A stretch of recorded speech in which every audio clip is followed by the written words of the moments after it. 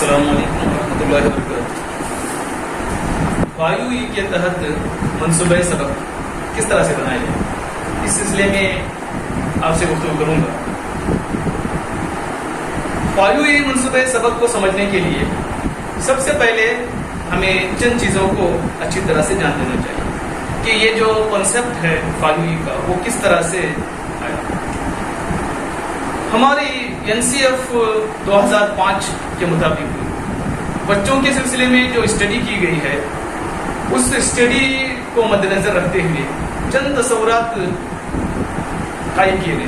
مثال کے طور پر بچہ خالی ذہن نہیں ہوتا، اس کے پاس کچھ نہ کچھ معلومات ہوتی ہے پہلے سے۔ دوسرا یہ کہ ایک نئی چیز، بالکل نئی چیز بچے کو اس وقت تک آپ نہیں سکھا سکتے یا سمجھا سکتے جب تک اس بچے میں اس سلسلے میں پائی جانے والی پرانی معلومات کو جوڑتے نہیں۔ یعنی پرانی جو معلومات ہے اس کو جوڑ کر ہی ہم ایک نئی معلومات اس کو دے سکتے ہیں۔ بالکل انجانی کی چیز یا بالکل اجنبی چیز ہم بچے کو سکھا نہیں سکتے۔ تیسری ایک چیز یہ ہے کہ بچہ وہی چیز سیکھتا ہے جس کی اس کو ضرورت ہو۔ بچہ ہی نہیں بلکہ بڑوں کا بھی یہی حال ہے۔ اگر مجھے کوئی ویڈیو لیسن بنانا ہے اور یہ میری ضرورت بھی ہو، میرے پیشے کی ضرورت ہو، اسی وقت میں جا کر ان اپلیکیشنز کو ڈاؤن لوڈ کروں گا، موبائل خریدوں گا یا لیپ ٹاپ لوں گا، اس کی کوشش کروں گا، سیکھنے کے لیے کوشش کروں گا۔ جب میری جاب سیکورٹی اس میں ہے تو میں اس کی کوشش کروں گا، اور اگر میں بلیک بورڈ پر ہی زندگی گزار سکتا ہوں تو پھر مجھے یہ سب چیزیں سیکھنے کی تمنا بھی نہیں ہوگی اور میں سیکھنے کی کوشش بھی نہیں کروں گا۔ یہی حال ہے بچوں کا۔ جب تک بچے کو کسی چیز کے سیکھنے کی ضرورت محسوس نہیں ہوتی، اس وقت تک بچے اس چیز کو سیکھنے کے لیے ذہنی طور پر آمادہ نہیں ہوتے اور بچے سیکھتے نہیں۔ چوتھی چیز یہ کہ کوئی بھی چیز انسان اس وقت اچھی طرح سے سیکھتا ہے جب وہ خود اس چیز پر عمل کرتا ہو۔ ایک آدمی کو اب خشکی میں تیرنا سکھائیں گے تو بالکل سیکھ نہ پائے گا۔ پانی میں پھینک دیں گے خود بخود ہاتھ تک چلائے گا اور تیرنے کی کوشش کرے گا۔ تو ان نظریات کو مد نظر رکھتے ہوئے ہمارا NCF کا جو طریقہ ہے وہ آگے بڑھتا ہے۔ تو اس کے لیے ہمارے کمرہ تدریس میں جو سہولیات ہونی چاہیے، جو روابط ہونی چاہیے، وہ کچھ اس طرح سے ہیں کہ ہمارا یہ تصور ہونا چاہیے اساتذہ کا کہ طلبہ اور اساتذہ کمرہ جماعت میں دونوں متعلق ہیں، دونوں سیکھنے والے ہیں۔ بچوں کو ہم ایک نئی چیز سکھاتے ہیں، اس کے ساتھ ہی ہم بچوں سے یہ سیکھتے ہیں کہ اس چیز کو بچہ کس طرح سے سیکھتا ہے۔ اور ظاہر ہے کہ ہر بچہ ایک یونیک ہوتا ہے، اس کا سیکھنے کا ایک الگ اسٹائل ہوتا ہے، وہ ہم سیکھتے ہیں بچوں سے کہ وہ کس طرح سے سیکھتا ہے۔ بچے کو، استاد کو بچے کا پس منظر معلوم ہونا چاہیے کہ بچہ کس سوشل کیٹیگری سے آیا ہے، اس کا گھر کا ماحول کیا ہے، اس کی ذہنی معیار کیا ہے، وہ پہلے سے کیا جانتا ہے، کیونکہ ہمیں آگے جو معلومات دینی ہے وہ پرانی معلومات کو جوڑ کر دینی ہے۔ اس لیے استاد کا یہ جاننا ضروری ہے کہ بچے کا پس منظر کیا ہے۔ طلبہ اور اساتذہ ایک دوسرے کو سمجھتے ہوں، ایک دوسرے کے مزاج کو سمجھتے ہوں، طلبہ اور اساتذہ ایک دوسرے کی عزت کرتے ہوں، اور بچے کو خالی ذہن بالکل نہیں سمجھنا چاہیے۔ ہماری جو تعمیری طریقہ تدریس ہے یا تدریسی کمرہ ہے، جسے کنسٹرکٹیو طریقہ تدریس کہتے ہیں، کنسٹرکٹیوزم کہتے ہیں یا رچنا وادا کہتے ہیں کنڑا میں، تو اس میں ماحول اس جماعت کے کمرے تدریس کا اس طرح سے ہونا چاہیے کہ بچہ خود بخود چیزوں کو سیکھے۔ مثال کے طور پر ہمارے دیواروں پر ایسی چیزیں ہمیشہ ہونی چاہیے بچے کی نظر کے سامنے جس کو وہ دیکھ کر کچھ نہ کچھ سیکھے۔ مثال کے طور پر پہاڑوں کے چارٹس ہیں، اجداد کے چارٹس ہیں، موسم ہیں، نقشے ہیں، یہ تمام چیزیں ہماری دیواروں پر بھری ہونی چاہیے۔ دیوار میں کوئی جگہ خالی نہیں ہونی چاہیے تاکہ بچہ جب بھی کلاس روم میں آئے اس کی نظر ان چیزوں پر پڑے اور ان کو دیکھ کر وہ سیکھے کہ مجھے کیا پڑھنا ہے۔ بچے کے خیالات، جذبات اور احساسات کو اہمیت دی جائے۔ بچے کی زندگی کے متعلق سیکھنے کا ماحول ہو۔ مخصوص عمر کے بچے کیا سوچتے ہیں، اس سلسلے میں اور ان کی معلومات کی سطح کیا ہوتی ہے، اس سلسلے میں بچوں کو اس کو مد نظر رکھ کر بچوں کو سکھایا جائے۔ اور اساتذہ میں ایک ذوق ہونا چاہیے کہ وہ ہمیشہ مطالعہ کرنے والے ہوں۔ آج کی تاریخ میں بچے جتنا زیادہ تیزی کے ساتھ سیکھ رہے ہیں، ہم اساتذہ کی یہ ذمہ داری ہوتی ہے کہ ہم ان سے زیادہ تیز سیکھنے والے بنیں تاکہ ان کے ذہن کو ہم اپیل کریں۔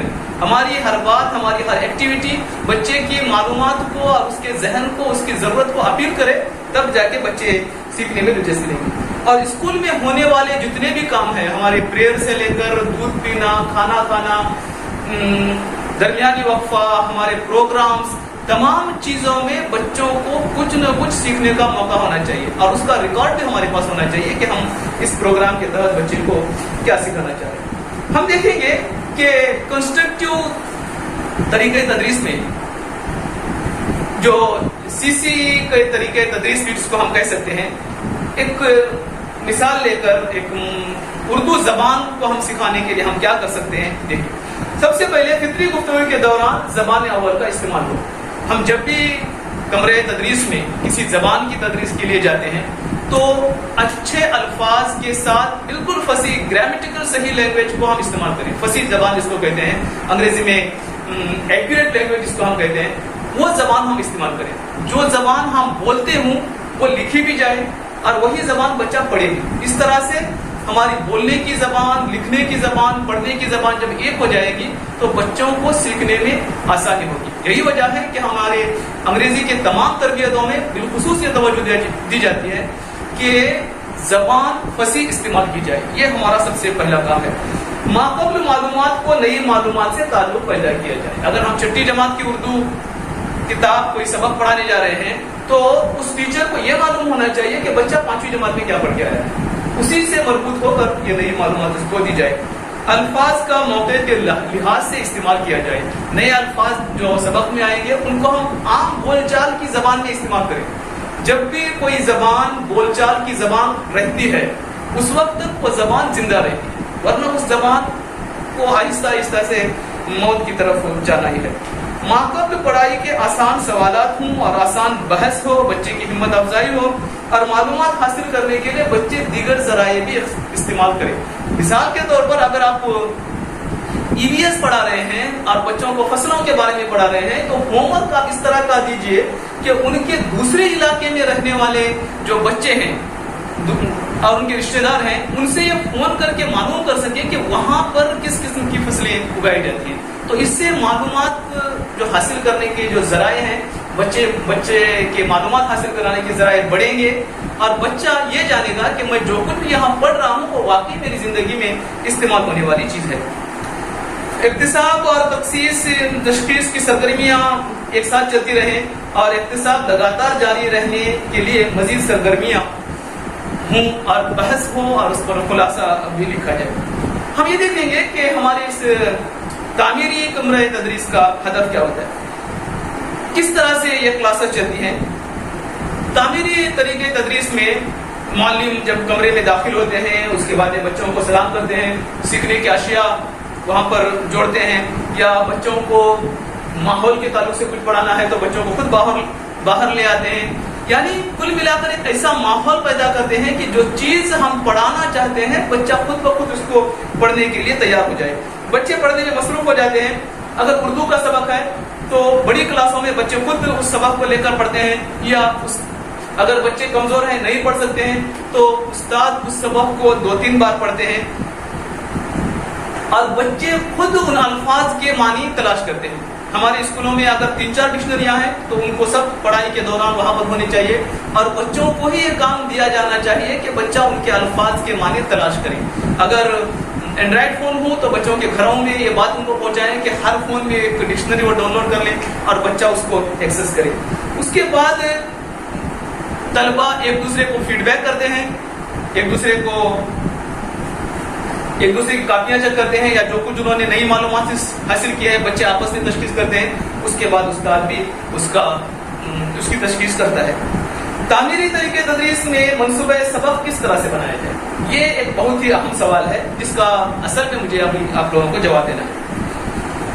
قابل غور بات یہ ہے کہ یہاں اس طریقے تدریس میں بچے جہاں خود بخود سیکھتے ہیں تو یہاں کوئی ایک اس طرح سے تدریس نہیں چلتی جس طرح عام طور پر ہم کلاسز میں چلتے ہیں. مثال کے طور پر ہم عام طور پہ اسکول میں آتے ہیں, بچوں سے 2-4 سوالات کرتے ہیں, اس کے بعد میں سبق کا نام بورڈ پر لکھتے ہیں, پھر اس سبق کو ہم پڑھتے ہیں اور سوال جواب اس کے لکھاتے ہیں اور بچوں کو سوال و جواب یاد کرتے ہیں, بچوں کے سبق سنتے ہیں, پھر جو سوال و جواب ہم نے لکھائے تھے ان سوال و جواب کا امتحان لیتے ہیں, بچے ان کو رٹے ہوئے سوالوں کے جوابات یاد کرتے ہیں اور ہم کو نمبر دے کر پاس کر دیتے ہیں. تو یہ نارمل طریقہ ہے. اس طریقے کو ایک رٹایا طریقہ ہم کہہ سکتے ہیں. یہاں پر کنسٹرکٹیو جو طریقہ تدریس ہے یا CCE کا جو طریقہ تدریس ہے اس میں یہ طریقہ اختیار نہیں کیا جاتا. یہاں بچہ خود سیکھنے کی کوشش کرتا ہے اور اس سیکھنے کے دوران جو اس کو مسائل پیدا ہوتے ہیں ان مسائل کو معلم حل کرتا چلا جاتا ہے. تو ظاہر ہے کہ اس کا ایک نمونہ سبق یا منصوبہ سبق بہت ہی وسیع ہوگا, جس کو ہم نمونہ سبق یا اشارہ سبق کہنے کے بجائے کانسیپٹ میپ کہہ سکتے ہیں, اور اس کو پورے کا پورا لکھنا کسی طرح سے ممکن نہیں. اسی لیے ایک کانسیپٹ میپ ہے اور یہ ذہن میں رکھا جاتا ہے. یہاں جو فالو ای کا طریقہ میں انشاءاللہ آگے ابھی آپ لوگوں کو بتانے والا ہوں, یہی ایک طریقہ اس کا ہے. یہ بات اگر ہم سوچیں گے تو یہ مضر ہے. فالو ای کا ایک طریقہ ہے لیکن یہ CCE کا یہی ایک طریقہ بالکل نہیں ہے. مدرس کو جماعت میں داخل ہونے سے پہلے جو تیاری کرنی چاہیے, سبق کی ماقبل تیاری جو کرنی چاہیے, اس کو ہم منصوبہ سبق کہتے ہیں. اس کے لیے ظاہر ہے کہ بچے کس عمر کے ہیں اس کو مد نظر رکھتے ہوئے ہم کس قسم کی بحث کریں گے اور کیا کام بچوں کو دیں گے, کون سی سرگرمی ہم انجام دیں گے, اس کا ایک کانسیپٹ میپ ہمارے ذہن میں ہوتا ہے. جو کچھ ہمارے ذہن میں ہوتا ہے اس کے اہم نکات جو ہم لکھتے ہیں وہ ہمارا منصوبہ سبق ہوتا ہے. دراصل اشارے سبق سے کانسیپٹ میپ بہت ہی وسیع ہوتا ہے, اس کے اہم نکات کو ہم ایک کاغذ پر لکھ دیتے ہیں, وہ ہمارا منصوبہ سبق ہے. اس کے باوجود بھی حالیہ دور میں فالو ای کا جو طریقہ ہے وہ ایک بہترین طریقہ کہا جا سکتا ہے, لیکن یہی ایک طریقہ حرف آخر نہیں ہے. چلیے میں مختصراً آپ کو یہ بتاتا ہوں کہ فالو ای کا طریقہ کیا ہوتا ہے. فالو ای کا طریقہ ایک 45 منٹ کے وقفے میں ایک مخصوص صلاحیت کو اجاگر کرنے کے لیے, بچوں میں ایک صلاحیت کو پیدا کرنے کے لیے ہم جو کچھ بھی سرگرمیاں کریں گے ان سرگرمیوں کو 5 حصوں میں تقسیم کیا گیا. یہ مرحلے نہیں ہیں, یعنی پہلا جو مرحلہ ہے وہ ہم پہلا کریں گے, اس کے بعد جو دوسرا مرحلہ ہے وہ اس کے بعد کریں گے, ایسا نہیں ہے, بلکہ سب مل کر ایک لیسن پلان ہوتا ہے. ضروری نہیں ہے کہ جو فرسٹ ای ہے یعنی انگیج ہے وہ پہلے آئے, اس کے بعد میں ایکسپلور آئے, اس کے بعد ایکسپلین آئے, اس کے بعد ایلیبوریٹ آئے, ایسا نہیں ہے, بلکہ یہ تمام چیزیں ایک ساتھ چلنے والی ہیں. ہم جو مشغولیت کی سرگرمی ہے اس سرگرمی میں نئی صلاحیت کو, نئے مضمون کو, موضوع کو تصور دینے کے لیے اس کا ایک مختصراً تعارف کرتے ہیں تاکہ طلبہ پہلے سے موجود معلومات سے تعلق پیدا کرنے میں مدد ملے اور بچے ذہنی طور پر سیکھنے کے لیے تیار ہوں. یعنی کلاس میں داخل ہونے کے بعد میں آپ بچوں کو جن سوالات کرتے ہیں یا کہانی کی کوئی کتاب آپ لے جاتے ہیں, پڑھتے ہیں بچوں کے سامنے, یا کوئی ویڈیو ہے بچوں کے سامنے دکھاتے ہیں, وہ ویڈیو یا کہانی یا کھیل یا کوئی قصہ یا کوئی بحث جو آپ کرتے ہیں وہ جو کچھ آپ پڑھانے جا رہے ہیں اس سے ریلیٹڈ ہونی چاہیے. اس کے ساتھ ساتھ بچے کی اس موضوع کے تعلق سے جو پرانی معلومات ہے اس سے بھی ریلیٹڈ ہونی چاہیے. اس کے بعد بچہ اس ماحول میں تحقیق کرتا ہے. آپ کو اردو سبق پڑھانے جا رہے ہیں اور اس سبق میں آپ محاورے کسے کہتے ہیں یہ بتانا چاہ رہے ہیں, اور سبق میں پائے جانے والے محاوروں کو الگ کر کے اس کے الفاظ, اس کے معنی آپ تلاش کرانے کی صلاحیت بچوں میں پیدا کرنا چاہ رہے ہیں. تو ظاہر ہے کہ بچہ پہلے سے جو اسے محاورے معلوم ہے اس کو معلوم کرے گا, اس کے بعد اس سبق میں آنے والے محاورات کو وہ ڈھونڈے گا اپنے طور سے. ممکن ہے کہ اس میں بہت ساری غلطیاں کرے گا, بہت سارے ضرب المثل کو بھی محاوروں میں شامل کرے گا, مرکب الفاظ کو بھی محاوروں میں شامل کرے گا, لیکن وہ اس کی ایک فہرست بنائے گا. اس کے بعد آپ اس کی تشریح کریں گے کہ طلبا نے جو کچھ بھی کیا ہے اس کا اپنے الفاظ میں بچے بیان کریں گے, اپنے پارٹنر کے ساتھ شیئر کریں گے, آپ کے ساتھ شیئر کریں گے, اور اس کے بارے میں مزید اپنی معلومات کو پکا کریں گے. اس کے بعد آپ ایلیبوریٹ کی جو سرگرمی ہے اس میں نئے تصورات میں سیکھے گئے جو معلومات ہیں اس کی تفہیم کریں گے اور اس کا اطلاق کریں گے. مثال کے طور پر جو محاورے انہوں نے لکھے ہیں اور اس کے صحیح معنی آپ نے اس سے پہلے کے مرحلے میں کر دیے تھے, اب ان کو وہ جملوں میں استعمال کرے گا بچہ. جملوں میں استعمال کرنے کی جو صلاحیت پیدا ہوگی, مہارت پیدا ہوگی. اس کے بعد 5ویں مرحلہ جو اس کا ہے, اس کو دراصل مرحلہ نہیں سمجھنا چاہیے بلکہ اس کا ایک حصہ ہی سمجھنا چاہیے سبق کا. تو یہاں پر بچے خود ایک دوسرے کی تشخیص کریں گے اور معلم بھی اس کی تشخیص کریں گے. منصوبہ سبق کے یہ 5 جو منازل ہیں, 5 جو حصے ہیں, وہ ایک ساتھ چلنے والا عمل ہے. ایک سبق کا جو آپ منصوبہ بناتے ہیں 45 منٹ کا, یہ 5 کے 5 جو منازل ہیں یہ اس میں استعمال ہونے چاہیے. اس منصوبے سبق سے قبل, بنانے سے قبل ہمیں کیا معلوم ہونا چاہیے, ان پر ایک مختصر سی بات میں آپ لوگوں کے سامنے کر کے میری اس گفتگو کو میں اختتام کرنے جاؤں گا. منصوبہ سبق کے مقاصد کیا ہیں یہ ہمیں معلوم ہونا چاہیے. نمبر 2, اقتصاد ایک تو خط مستقیم کی طرح نہیں چلتا. ہم جو پہلے سے یہاں پر سوچ کے جاتے ہیں کہ میں یہ سرگرمی کروں گا, یہ سرگرمی کروں گا, اس طرح سے نہیں ہوتا. اور سب سے پہلے بچوں کو انگیج کروں گا, پھر ایکسپلور کروں گا, پھر ایکسپلین کروں گا, ایسے بالکل نہیں چلتا ہے. بلکہ یہ تمام 5 جو یہ ہوتے ہیں وہ منصوبہ سبق کے مراحل نہیں ہوتے کہ ایک کے بعد دیگرا دوسرا آنا کوئی ضروری نہیں ہے کہ آپ جو کچھ بچوں نے پڑھا ہے اس کی تشخیص پہلے سے ہی کر سکتے ہیں. پہلے بچوں نے سبق پڑھی, اس کے بعد میں آپ نے تشخیص کی کہ بچہ کہاں تک پڑھ سکتا ہے, اس کے مطابق آپ نے پھر اس کو اگلی سرگرمی کر سکتے ہیں. یہ ایک یونٹ پلان یا ایک وقفے کے لیے ہوتا ہے, ایک سبق کے لیے ایک ساتھ لکھنا ممکن نہیں ہے. یعنی 45 منٹ میں آپ کیا کریں گے یہ آپ کو لکھنا ہے. اگر آپ پوری اکائی کے لیے ایک لیسن پلان لکھتے ہیں تب بھی اس میں حصے بنائیں گے کہ پہلے حصے میں آپ کون سی صلاحیت کو پڑھانا چاہتے ہیں, اور ہر صلاحیت میں یہ 5 ای کا آپ کو استعمال کرنا ہے. یعنی بچے کو ذہنی طور پر تیار کرنا, پھر تحقیق کرنے کے لیے بچے کو موقع دینا, پھر اس کی آپس میں بحث کر کے, آپ سے بحث کر کے اس کی تشریح حاصل کرنا, پھر اس کی تفصیلات آپ کو بتانا اور بچہ اسے اڈاپٹ بھی کرنا, ریئل لائف میں اس کا استعمال کرنا, اور اس معلومات کی تشخیص بھی ہونی چاہیے. یہ 5 چیزیں 45 منٹ کے اندر ہو جانی چاہیے. پورے سال میں اپنے اور دیگر مضامین کے مطابقت پیدا کرنے کے لیے بچوں سے کی جانے والی سرگرمیوں کا ایک نقشہ آپ کے ذہن میں ہونا چاہیے. کہ آپ اگر 7ویں جماعت کو علم ریاضی پڑھاتے ہیں تو آپ کو معلوم ہونا چاہیے کہ بچہ پچھلے 6 سال میں وہ کیا پڑھ کے آیا ہے اور پورے سال میں اسے کیا پڑھنا ہے. اس کا ایک کانسیپٹ جو ہے نا آپ کے ذہن میں ہونا چاہیے. تشخیص کے علاوہ تمام ای طلبہ خود انجام دیتے ہیں. یعنی بچہ خود سبق پڑھتا ہے. اردو کا اگر ہم لیں گے تو اس کے مشکل الفاظ یا نئے الفاظ کو فہرست بناتا ہے, اس کے لیے جو نئے ہیں, اس کے بعد اس کے الفاظ کے معنی خود تلاش کرتا ہے.